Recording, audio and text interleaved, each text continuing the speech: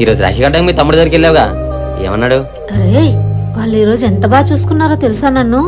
ఏమండి మీ అక్క వచ్చారు, రావద్దునా? రా అక్క, కూర్చో. పొద్దున్నుంచి నీ గురించే ఎదురు చూస్తున్నానమ్మా. అదేం లేదు తమ్ముడు, ఇంట్లో పనులన్నీ చూసుకుని వచ్చేసరికి ఈ టైం అయింది. అబద్ధం చెప్పినా నమ్మినట్టు ఉండాలమ్మా. ఏం జరిగిందో చెప్పారలేదు. ఏంటో ఇలా వచ్చారు? రాఖీ పండగ కదమ్మా, తమ్ముడికి రాఖీ కడదాం. రా కూర్చో అక్క. అయినా వాళ్ళ ఇంట్లో సోఫాలు అయ్యి ఉంటాయి ఏంటి? కిందే కూర్చుంటారు కదా. ఏమదనా? మొన్న సారీ కొన్నాను కదే, అది అక్కకిచ్చే. ఇదిగో తీసుకోయమ్మా. అది నువ్వు ఇంతకు ముందు కట్టిన సారీ లాగా ఉంది కదే. లేకపోతే కొత్తదిమ్మంటారా?